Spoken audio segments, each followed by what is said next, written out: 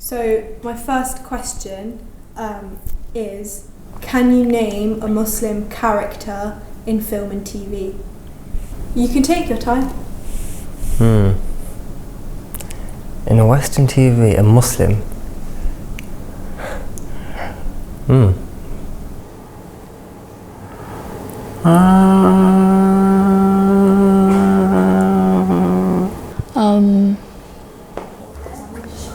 Western. No, I don't know if I can. No, I can't. Oh, that's really bad.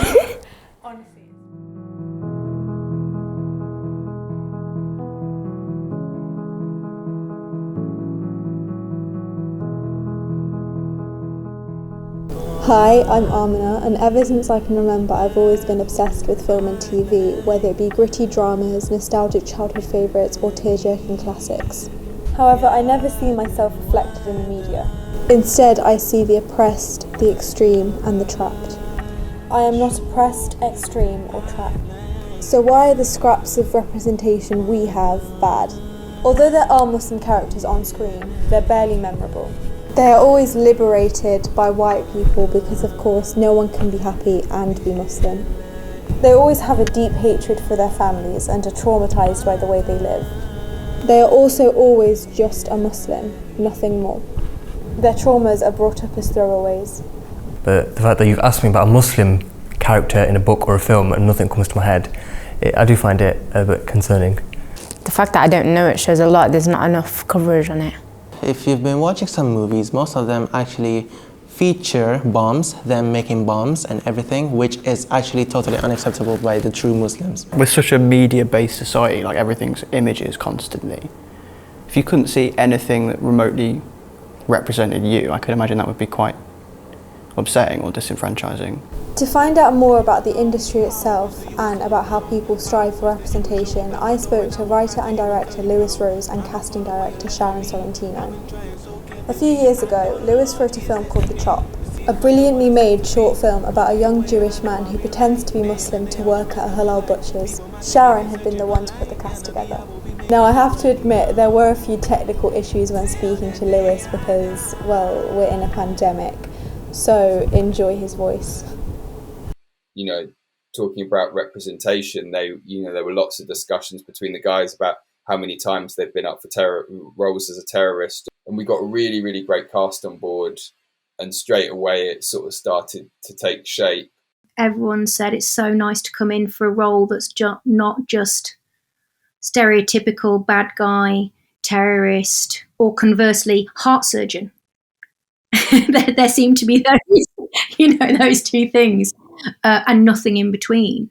And I think especially for the younger guys, to see these two characters who had a lot of humour and who were very open characters with all this humour, and, just to be able to come in and kind of play, I think that was really, it was nice for them and it was wonderful for us to watch. So it's quite a debated thing. I noticed like Russell T Davies, who wrote Queer as Folk and recently wrote It's a Sin, he said on Twitter that he was talking about gay actors, and he was saying he generally would always choose a gay actor over a straight actor to play gay roles.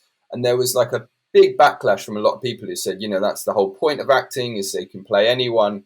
But I kind of understood where he was coming from, because I just think it for those who have the lived experience of that, it's going to be so much easier.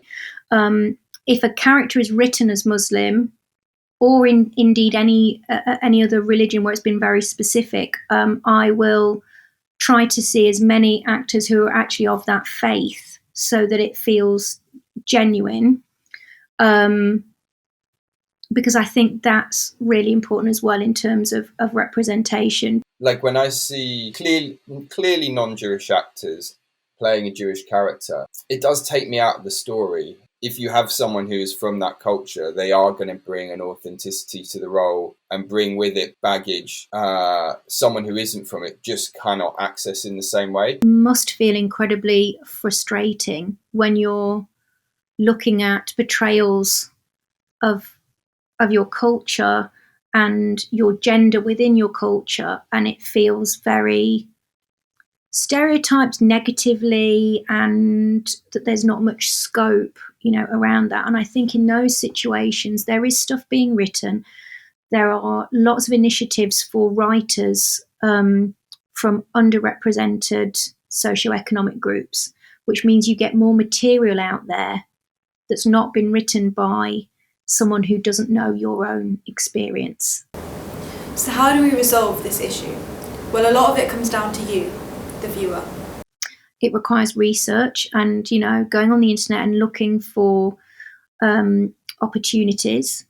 There were always short films being made, applying and seeing a role that's not written as Muslim, but you think, but what would I bring to that role? Because sometimes writing in and saying, I think I would bring this, is something that gets you noticed. We read everything that's sent to us, and most of us, if we think someone's interesting, we'll stick them in a folder to revisit next time we've got a project on. If you can write, if you can manage it, make a short film yourself, because there's always places that you can get that short film shown. Plenty of other people can write. You could have a group of maybe 6 people who could just make something and get it out there.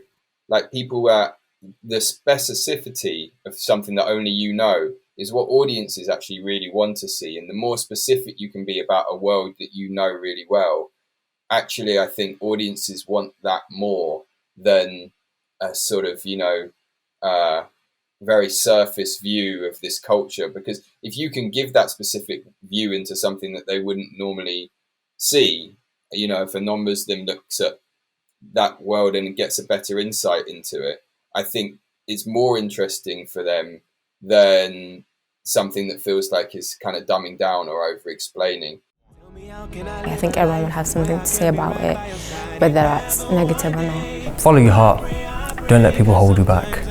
People will always hold you back. Don't think about Islam as a terrorist religion. Everything you see in the media is totally wrong, and you should always understand that there is more to the religion than there is that what you think.